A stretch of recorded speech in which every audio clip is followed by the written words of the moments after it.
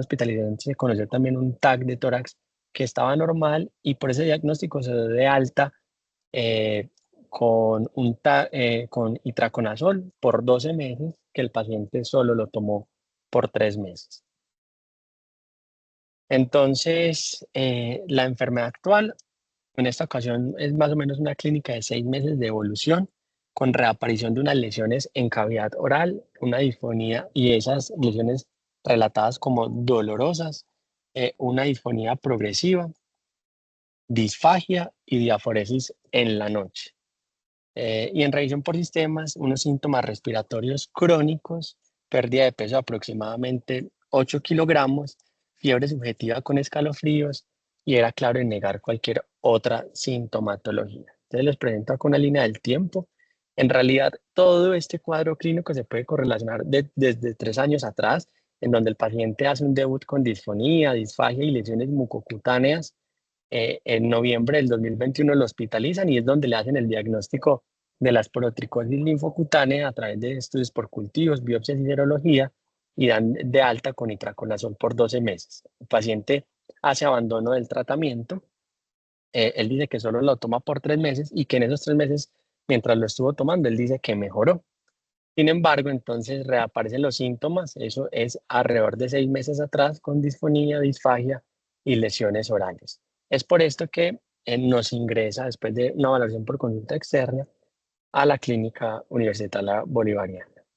En el examen físico, entonces, los colegas describen una lesión en el labio superior. Ellos en la nota ponen 2 por 1 centímetros, paladar blando, paladar duro, de aspecto granulomatoso, que era fiable, doloroso.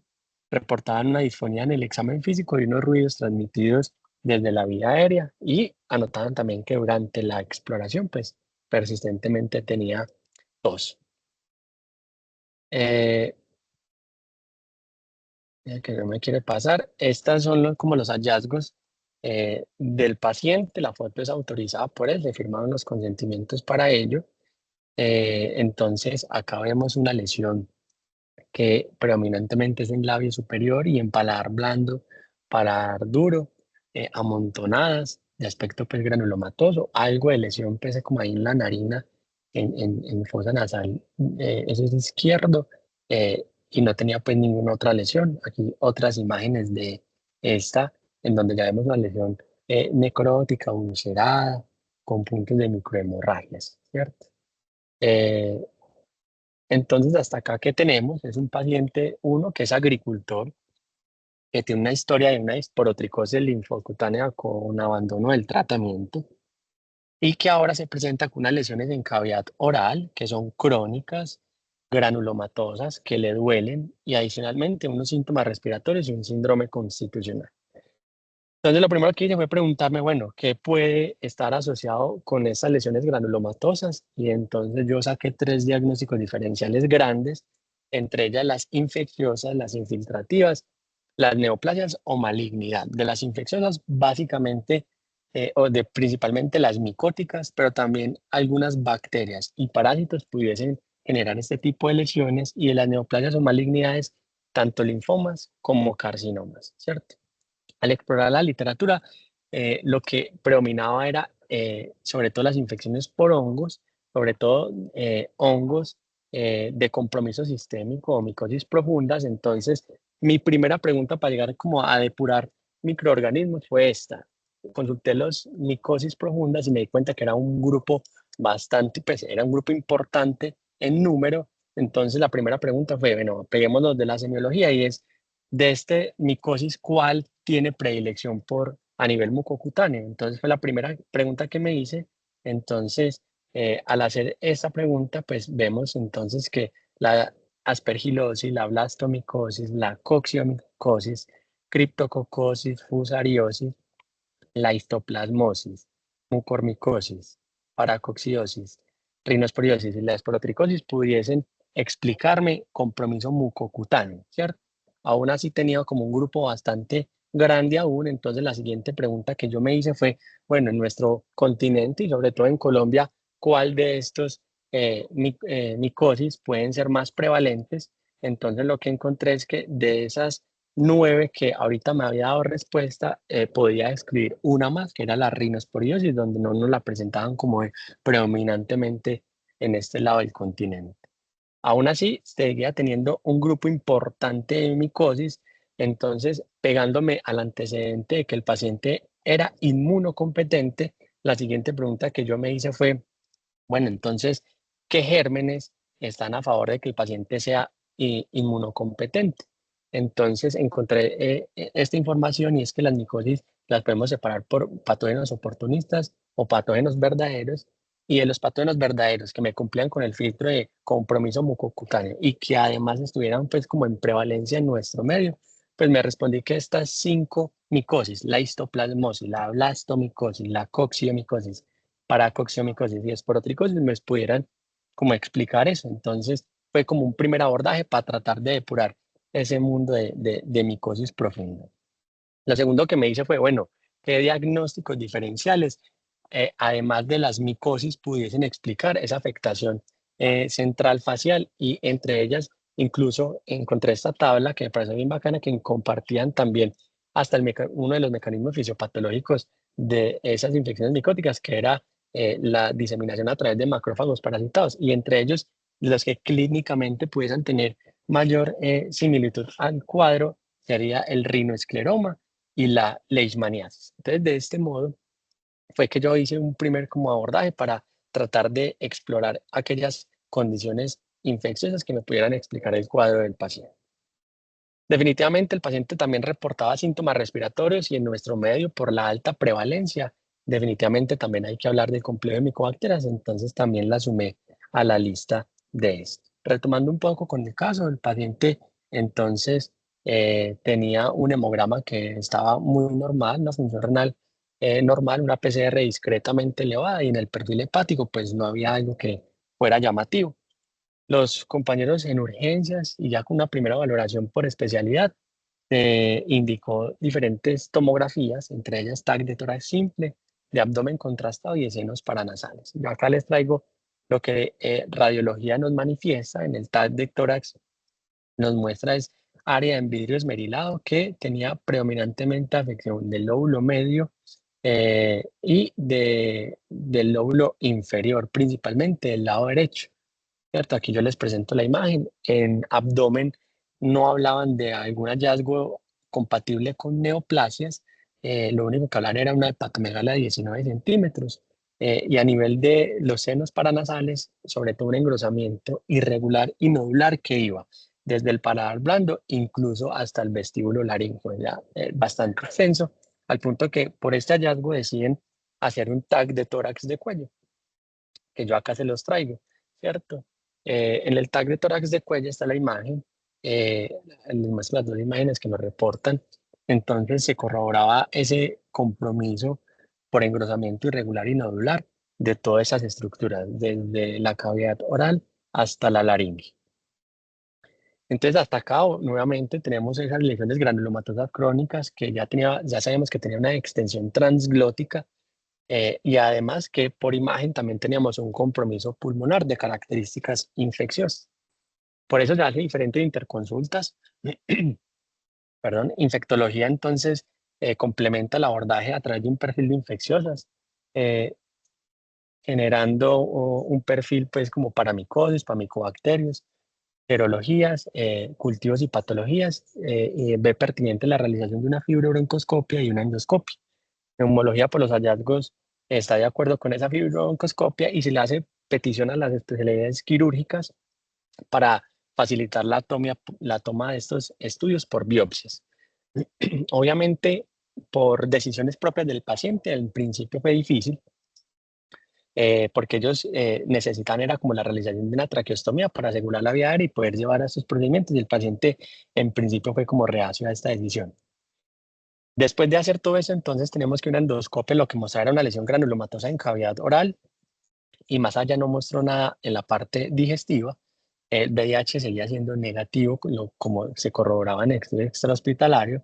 Teníamos una antigenuria por histoplasma negativa del labio. Después de que dermatología hiciera el procedimiento de biopsia, teníamos una PCR negativa y un KOH en la misma muestra que era negativo. Entonces, ya entrándonos un poco en los diferenciales que yo les propuse, eh, es esto. Entonces, el primer microorganismo que yo les traigo es la paracoccidiomicosis. La paracoccidiomicosis es un hongo termodismórfico del género de las paracoccidias. Se diagnostica principalmente en trabajadores del campo varones. Hay una teoría que el beta-estradiol pudiese tener algo de protección en las mujeres y principalmente en cultivos de algodón, de café y de tabaco. La infección ocurre tras la inhalación de estas formas micóticas y una vez se hace la inhalación se pueden formar dos patrones, un patrón agudo, subagudo también llamado juvenil y un patrón crónico que es el más frecuente. Definitivamente por el tipo de presentación que tiene este paciente, yo descartaría la presentación aguda, subaguda. Esta presentación es usualmente por debajo de los 30 años. Y algo importante que decir es que tiene una predilección por el sistema reticuloendotelial. Entonces, la presentación va muy de la mano de linfadenopatía, de hepatoesplenomegalia, que no era la de la clínica del paciente. Más bien, tenía una presentación crónica que típicamente tiene síntomas respiratorios asociados a infiltrados pulmonares y a lesiones de la mucosa respiratoria de predominio superior. Y los síntomas típicos al tener esta al tener estas manifestaciones, el dolor, la cialorrea, la odinofagia y la disfagia. Para cada microorganismo yo les propongo esto, describir como los hallazgos más característicos tanto en mucosa como en pulmón. Entonces, empezando por las mucosas, tenemos entonces que en boca lo que tenemos es que la afección de mucosas en paracoccidio puede ser más del 50%. Tiene gran predilección por la orofaringe, por los labios, por la lengua, las encías sobre todo, y el paladar duro y blando. Básicamente, la lesión puede ser una úlcera dolorosa de bordes irregulares y que están como infiltradas por manchas eritematosas. Mm, Algo importante y que pues, tuvimos en discusión arriba, que el hallazgo pues, de las formas aframbuesadas, sobre todo en encías y paladar, pues era manifestaciones más típicas. Y entre los hallazgos radiológicos, los infiltrados intersticiales alveolares mixtos, parailiares, bilaterales y simétricos es como lo más común. Y algo importante que también lo tenían estos pacientes es que tenían predilección por campos pulmonares inferiores.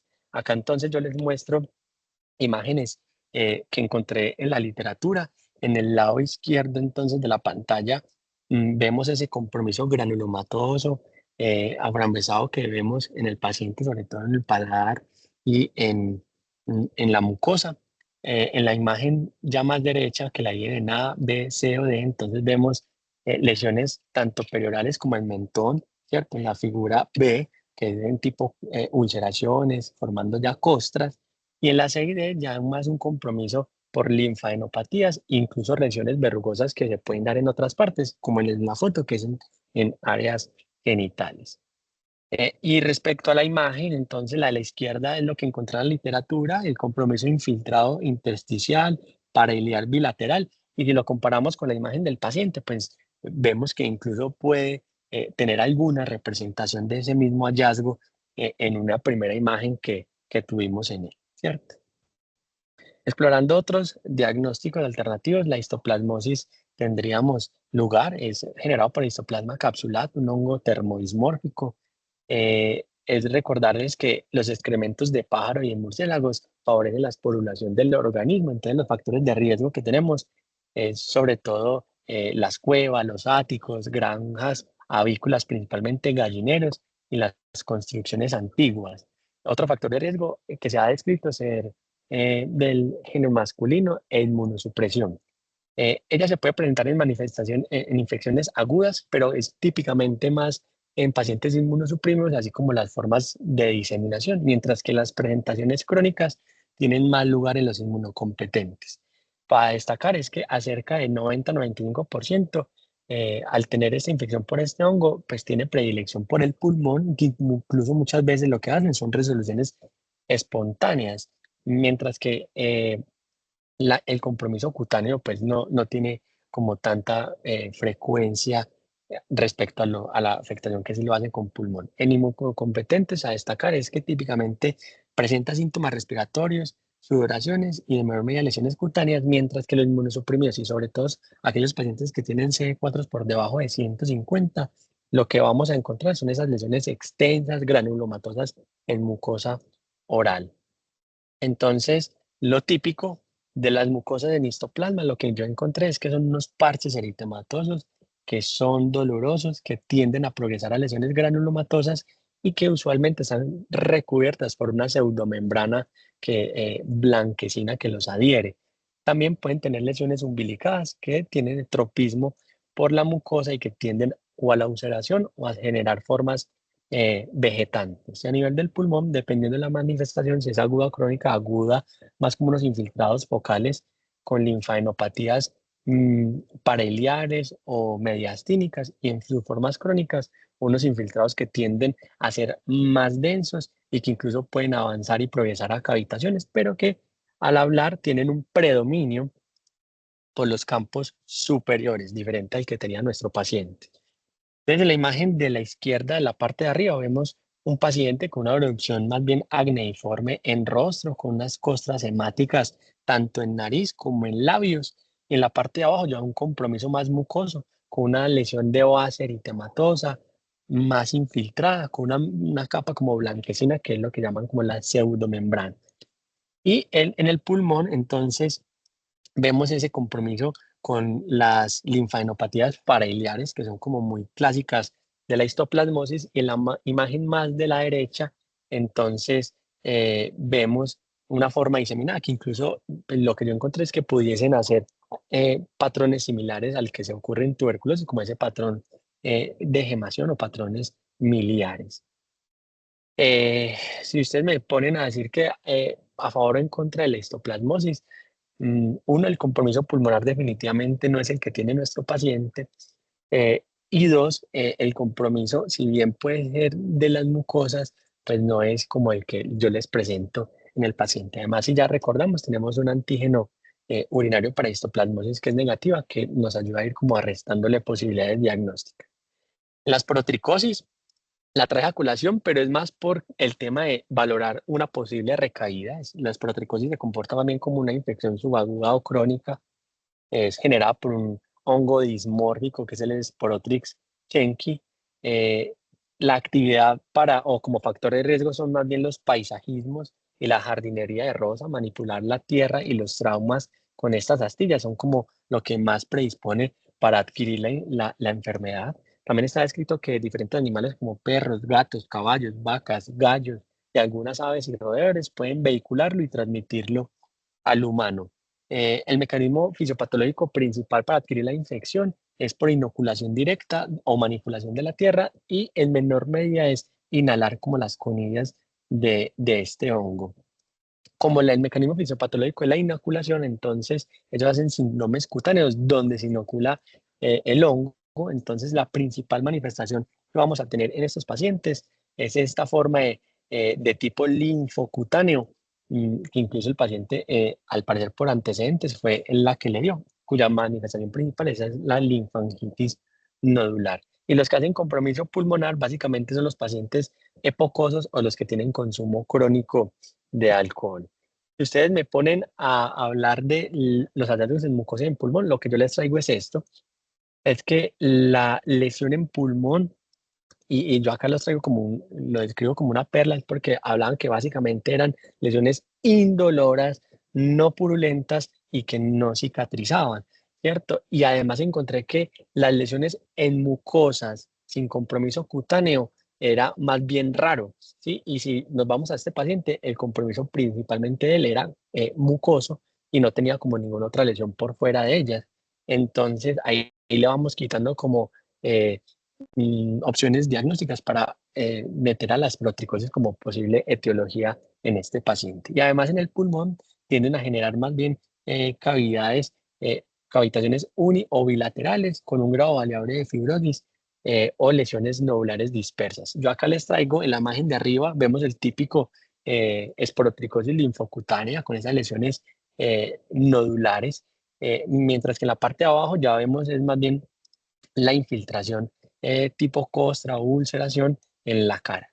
Pero vemos que el compromiso mucoso pues quién pudiese estar no es lo más característico, y menos aún solo como lesión primaria sin compromiso a nivel cutáneo. Me encontré una imagen más bonita del pulmón, me disculpan. Lo que yo pretendía ahí mostrar era ese compromiso por infiltrado extenso que comprometía como el lóbulo superior predominantemente, que tampoco es el patrón que nuestro paciente en principio nos mostró.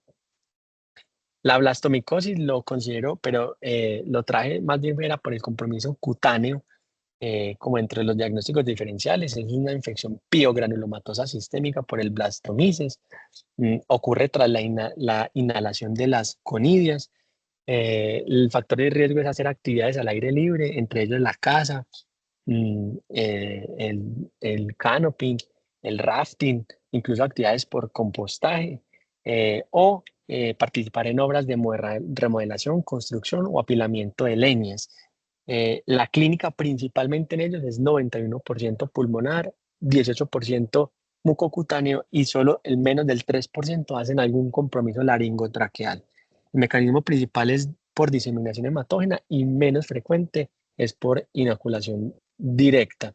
El compromiso de las mucosas de los hongos dismórficos es el que menos hace compromiso mucoso y a nivel cutáneo lo que suele hacer son lesiones de tipo más verrugosas, irregulares, grises, a violetas, que no son dolorosas. Y a nivel del pulmón, más bien hace unos infiltrados alveolares, simula mucho lo que es una neumonía aguda o crónica, más bien hace entonces infiltrados alveolares, incluso reticulonodulares, y en estas infecciones son muy frecuentes, tanto el derrame como el engrosamiento pleural, como las consolidaciones. Acá yo les traigo una imagen sugestiva de una blastomicosis en pulmón. Miren cómo se consolida esas partes inferiores del lóbulo izquierdo. Y las lesiones cutáneas, no encontré imágenes de lesiones mucosas, solamente cutáneas, en donde predominaban esas lesiones de tipo verrugosas con abscesos subcutáneos y usualmente indoloras. Entonces, creo que es una opción menos plausible en nuestro paciente. La coccidiomicosis también tiene afectación y compromiso mucocutáneo, es generado por coccidio. Acá yo no encontré que tuviéramos como un mecanismo de exposición ambiental tan marcado como en los otros. Hay asociaciones con trabajo agrícola, manipulación de cultivos de algodón y la construcción. Importante decir que la infección por coccidioides es asintomática o en gran mayoría de las veces es oligoasintomática, que incluso hasta el 60% de los pacientes nunca tienen pues como una extensión primaria de esta enfermedad. Y la clínica primaria de estos infección micótica es la pulmonar y tan solo 1 o 2% tiene representación en piel, ¿cierto? Y buscando cuál es lo típico en la representación de piel, lo único que encontré era que hacían más eritema nodoso o eritema multiforme por encima del compromiso mucoso y que en pulmón predominaban esos infiltrados densos unilaterales con adenopatías ciliares como lo hacía la histoplasmosis. Entonces aquí yo les traigo la imagen del compromiso pulmonar donde vemos pues esas imágenes de linfadenopatía pariliar y en las imágenes de compromiso cutáneo pues el típico eritema nodoso y al lado en la imagen de la izquierda y arriba el eritema multiforme. Y ya cuando hacían compromiso en cara tenían más predilección tanto por nariz como la parte superior del labio, más que la mucosa. Saliéndonos un poco de los hongos y metiéndonos en este, entonces tenemos que la leishmaniasis es transmitida por un grupo de vectores flebótomos, es causado por protozoos del género de la leishmania. Como factor de riesgo entonces para el vector, sabemos que a este vector le gusta zonas de temperatura entre 21 y 27 grados, que tiene actividad crepuscular y nocturna, que son malos voladores, entonces por lo general se encuentran en campos que no tienen pues como mucha altura. Y es importante entonces decimos que cuando hablamos de leishmaniasis, pues grande, tenemos una presentación cutánea y visceral, y que la presentación cutánea, dependiendo de la respuesta inmune del paciente, incluso de la patogenicidad del microorganismo, entonces pudiese tener una amplia manifestación, entre ellas tener un compromiso local, un compromiso difuso, una leishmaniasis recidivante y una leishmaniasis de las mucosas. Obviamente hay sujetos pues como al contexto de la paciente, yo creo que estamos ante un pues si fuera por leishmaniasis ante un compromiso de las mucosas, por lo cual yo descartaría todas estas otras. ¿Y por qué me refiero a la leishmaniasis de las mucosas? Ah, bueno, también encontré que se podía conocer como el nombre de espundia. Esa leishmaniasis de las mucosas, entonces tienen eh, gran predilección por las mucosas, tanto nasotraqueal como orolaringea. Ya les voy a manifestar de una mejor forma esto. Yo me hice una pregunta, es que si el paciente tuvo un antecedente, una leishmaniasis cutánea, ¿será que esto lo pone en riesgo de generarse una leishmaniasis en las mucosas después? Y lo que encontré en la literatura es que sí, es que hasta alrededor de el 10% el riesgo de enfermedad de las mucosas ocurre después de una leishmaniasis cutánea, entonces pudiese estar a favor si valoramos el compromiso en el paciente. Y lo que les traigo acá es esta imagen. Entonces, ellos hacen más un compromiso, como les dije ahorita, un compromiso más nasotraqueal que orofaríngeo, ¿cierto? Entonces, es muy típico que hagan estas lesiones eritematosas y ulceradas en fosas nasales que progresen a perforación del tabique con mutilación de la nariz, de la boca, posiblemente de la orofaringe y de la tráquea. Básicamente son ese tipo de lesiones.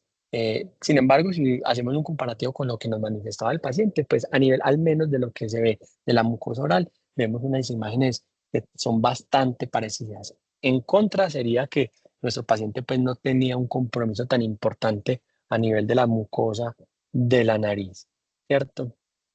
Y ya como entrando pues como a la finalización de las etiologías infecciosas, el rinoescleroma es generado, pues una enfermedad granulomatosa generada por un tipo de Klebsiella, no distingue entre sexos y ocurre sobre todo en la tercera y cuarta década de la vida y como el nombre lo dice, pues tiene más un compromiso sobre todo en cavidad nasal, laringe y tráquea, cerca del 80% de los pacientes.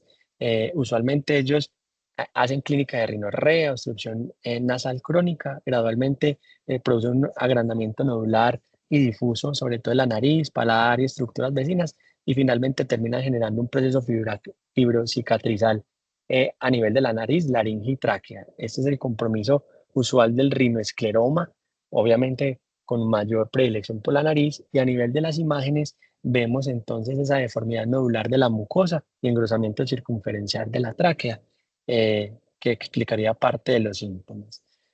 De la tuberculosis grande, hay gérmenes, tuberculosis no tuberculosis. Traigo tuberculosis porque tenía síntomas respiratorios y definitivamente somos un país endémico para este. Y además tiene un polimorfismo grande de presentación y entre ellos puede hacer afectaciones cutáneas, ¿cierto? El mecanismo fisiopatológico es por contaminación exógena, endógena, incluso hematógena. Y básicamente lo típico ante un compromiso por tuberculosis sería esas lesiones nodulares hiperkeratóxicas separadas con bordes eritematosos, que predominantemente es en la cara. Y algo típico ya es que perilesional, la piel es sana, como lo vemos ahí en la imagen, ¿sí? Y que tiene gran predilección en mucosa por lengua y por mucosa yugal. Y de las no tuberculosis, en los reportes de casos que con mayor prevalencia vi, sobre todo fue el Mycobacterium marinum, con un factor de riesgo, pues claro, que es aguas contaminadas y por inoculación directa, donde se exponga pues la piel en esas aguas. Y el compromiso más de ellos es de tipo papulonodular, como lo vemos en la imagen, ¿cierto? Si exploramos otras etiologías rápidamente, entonces tenemos las neoplasias y las imágenes. Y consultando, yo nada más les traigo estos dos diferenciales, el carcinoma cutáneo de células escamosas y el linfoma T natural killer tipo nasal, que son como lo que a la luz de lo que leí y las imágenes veo que se pueden parecer más. Del carcinoma cutáneo decimos que es un tumor maligno de queratinocitos, es raro por debajo de los 45 años, usualmente requieren un grado de exposición solar acumulada importante y el factor de riesgo es tener un fenotipo claro de piel. Se ha visto que los fumadores y los consumidores crónicos de alcohol pues tienen también un factor de riesgo ahí importante. Las lesiones típicas del carcinoma cutáneo, entonces son úlceras con unos márgenes que son pétreos, que son duros y que predominantemente se encuentran en labio y en encías. Y cuando compromete adentro, pues en las mucosas, más la lengua que el suelo de la boca y el suelo de la boca más que las otras mucosas orales. Y del linfoma natural killer, es un tipo de linfoma no Hodgkin, yo ya les voy a mostrar imágenes. Eh, lo traigo es porque tiene presentación medio facial, tiene una predilección por la fosa nasal, de hecho principalmente cantan por clínica de obstrucción nasal y epistaxis, hacen masas destructivas en nariz, senos paranasales y por continuidad empiezan a afectar lo que es paladar y hacia la laringe. Se acompaña de síntomas sobre médula ósea y síntomas B y terminan pues generando esas afectaciones aerodigestivas. Acá yo les traigo la imagen de la izquierda es el carcinoma escamocelular y la imagen de la derecha es el de linfoma natural killer, donde incluso vemos un compromiso en paladar que puede ser como más semejante a, eh, no está, sí se estaba pasando, sí, más semejante al de nuestro paciente. Y por último, un diagnóstico diferencial desde las infiltrativas.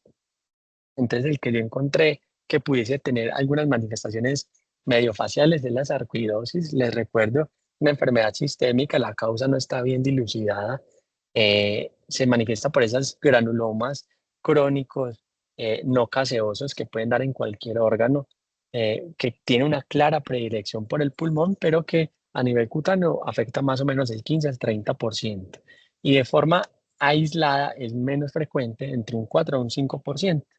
De lo extrapulmonar, lo más frecuente, sin lugar a dudas, es el compromiso de piel y pues obviamente es un amplio manifestaciones que pueden hacer en piel y lo que encontré es que los que hicieran erupciones faciales y que pudiesen comprometer cavidades, lo que más se parece a nuestro paciente sería el lupus pernio. Aquí yo les muestro una foto sugestiva de esto. El lupus pernio entonces se caracteriza por la presencia de esas placas infiltrantes, violáceas o eritematosas, con distribución principalmente en la región central de la cara, sobre todo nariz, mejillas y la parte superior, pues como del labio, y que predominantemente tiene predilección por las razas negras característicamente es más de mujeres. Obviamente esta fotico del caso fue, pues, curiosamente un hombre. En conclusión, ya como para ir cerrando, aún el caso está en desarrollo. Hasta el momento que terminé la charla no teníamos como un diagnóstico preciso de lo que tiene el paciente y que pudiesen explicar eso. Definitivamente yo creo que no se sale de estos tres grupos etiológicos, las infecciosas, neoplásicas y menos plausibles las infiltrativas. Mm, Me atrevo a decir que por el riesgo ocupacional, la cronicidad de las lesiones, la morfología e incluso los síntomas acompañantes, lo que veo más plausible son las infecciones micóticas y entre ellas la paracoxidomicosis. Una alternativa que a mí me gusta es la leishmaniasis de las mucosas, obviamente ahí con el bemol pues, de no tener compromiso ahí sobre la nariz y el tabique, y que definitivamente lo que encontramos en los pulmones uno se pueden explicar incluso perfectamente por la misma infección micótica o la otra es que definitivamente no está exento de tener una coinfección piógena o de tipo tuberculosa. Y definitivamente por lo que les mencioné, por las imágenes que les mostré y la exploración que tiene nuestro paciente, no considero que estemos pues como ante un cuadro típico de una recaída por esporotricosis. Yo creo que hasta acá llega la charla. Mil gracias por la atención y quedo atento a todos los comentarios.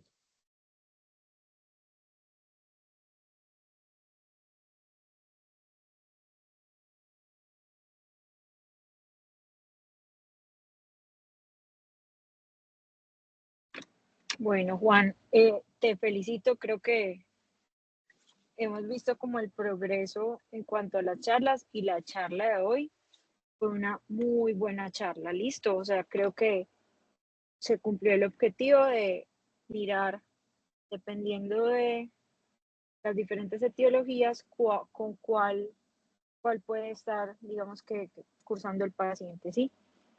En varias cosas. Pregunta, ¿tenemos blastomicosis en Colombia? La otra cosa que te quiero decir es que no son hongos dismórficos porque no hay problemas en su morfología, Se llaman hongos dimórficos porque según la temperatura a la que se exponen, tienen dos morfologías diferentes. Entonces es di de dos, mórficos de la morfología, no es dismórfico. ¿Listo? Y la otra cosa es que yo no creo que sea una recaída por tricosis, porque desde el inicio el paciente, el cuadro clínico ha sido el mismo. O sea, el compromiso es exactamente, pues probablemente ahora es por lo que él cuenta, es un poco más extenso, pero siempre ha sido el compromiso en el paladar, en laringe, ¿sí? Y pues que tuviera eso hace 3 años y ahora lo mismo, pues nos habla de que estamos ante la misma etiología, que inicialmente respondió al itraconazol, pero no fue hace 6 meses que volvió a aparecer. La lesión reapareció, solamente que digamos que el tiempo de progresión es en general lento. Entonces, él dice que en el tiempo volvió a aparecer y que ya hace los últimos 6 meses, pues cada vez está más sintomático y se le ha ido la voz. Pero yo creo que estamos ante la misma etiología, con dificultades diagnósticas muy claras. Esa PCR panfungal que se hizo en un escenario de investigación en la Universidad de Antioquia, no fue en la CIP, que pensábamos que había sido en la CIP, y pues digamos que pueden haber dificultades técnicas en la prueba, pienso yo, porque igual que tú, yo sí considero que esto no es una esporotricosis. Y de acuerdo en que muy probablemente sea o para coco o leishmania, y esperaremos los resultados para poder definir qué le vamos a empezar, o no sé si con los profes, digamos que en ronda definamos iniciarle la anfotericina y con los resultados definir si lo dejamos ahí, si es una leishmania, o si nos toca consolidarlo con un tratamiento a largo plazo, si es una paracoccidiomicosis. No sé los profes qué apuntes tengan a la charla. Ah, bueno, y te pregunto lo de la blastomicosis, si sabes si hay en Colombia. Profe, sé que en Sudamérica sí hay reporte en Sudamérica, pero específicamente en Colombia, yo creo que no vi pues como tal, pero sí sé pues que en Sudamérica sí se han reportado casos. Y, Mm, y coxi. Tenemos coccidioidomicosis en Colombia. Coccidioidomycosis, sí vi unos reportes de casos aquí en Colombia. Obviamente es más de predominio como en las partes áridas de Estados Unidos y en México, pero sí vi de coccidio, sí busqué y sí encontré reportes de casos en Colombia. Entonces, eso es muy importante porque los hongos, digamos que los hongos dimórficos tienen una localización geográfica que te puede ayudar en la sospecha diagnóstica. Blastomicosis no tenemos en Colombia, incluso a la paracoccidiomicosis le dicen la blastomicosis latinoamericana, ¿sí? Porque aquí no tenemos blasto. Y coxi sí tenemos, hay un estudio muy bonito del doctor Alejandro, ay, se me fue el nombre del pueblo, ya se los va a buscar, donde encontró varios pacientes con coccidioidina positiva, y fueron a buscar y encontraron dónde estaba coxi aquí en Colombia, y es como un pueblo de Córdoba, y ya les voy a contar cuál. Bueno, no sé si los profes se acuerdan.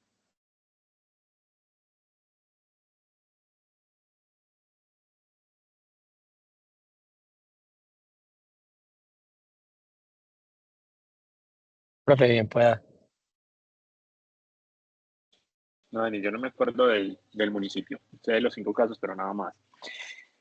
Eh, Algunas cositas. O sea, aparte de haber mejorado el enfoque diferencial, que es con lo que queremos y lo que reiteraba, lo que decía ahorita, perdón, Daniel, digamos que sí es importante pulir esa parte epidemiológica para definir qué tan viable es que determinada enfermedad pueda causarle los síntomas a un paciente pues en Colombia, ¿cierto? pero pues, digamos eso se puede ir mejorando con el paso del tiempo. Yo también creo que las dos opciones principales son paracoxidiamicosis y leishmania, aunque particularmente me inclinaría aún más por la presentación a que fuera para coxis, ¿cierto? Igual tendríamos pendientes como los resultados. Ante la pregunta de Dani, eh, a ver, digamos, si uno metiese algún otro patógeno allí de origen infeccioso, el tercero que me gustaría a mí sería histoplasma, ¿cierto? En cualquiera de los tres escenarios, histoparacoxi y leishmania, digamos que uno podría iniciar con ANFO, ¿cierto? Pero la verdad es que el hombre después de la traqueostomía pues pareciera estar estable y uno quisiera tener el diagnóstico. Lo llamativo es que en las muestras iniciales le hayan hecho no se haya visto pues ninguna forma y él no ha estado expuesto recientemente pues como medicamento.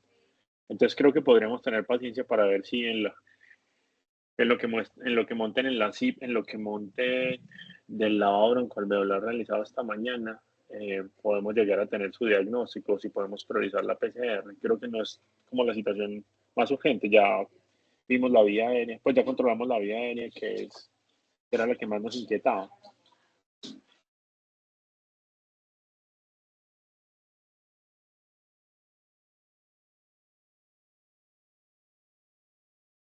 Perfecto, profe, muchísimas gracias. Si hay algo más por decir o damos finalizada la charla. Dani estaba buscando el nombre del municipio, no sé si lo encontró. Sí, profe, pero voy manejando, entonces ahorita se los cuento. Ah, no hay lío, listo, Ahorita, está bien. sí, de uno. Entonces De una, esperamos, profe. ¿o qué? Esperamos así vemos la formita, como para no perder el gusto de verla, o qué quieren. Sí, pues si quiere yo ahorita igual hablo con el profe Pablo a ver el que piensa Háganle. y, y miramos porque tenemos dos muestras. Tenemos muestra de labio tomada por derma y tenemos muestra profunda tomada por cabeza y cuello, ¿no? Sí. Bueno, No, pero espérame, cabeza y cuello, en teoría no. La que tenemos es la ¿quién tomó la muestra? broncoalveolar. Es que Ah, solo le ellos no hicieron han la entrado. traqueostomía. Ah, no, Lo que nos dijeron las rondas es que fue solo la traqueostomía. Sí, no. solo por lo de la O broncoscopia sea, nada pero más. entonces, ¿para qué le hicieron la traqueostomía? Si no le iban a tomar la muestra. Ah, bueno, Esa yo ya, muestra falta. profe, yo ya voy a mirar eso y Listo, ya, de ya, una.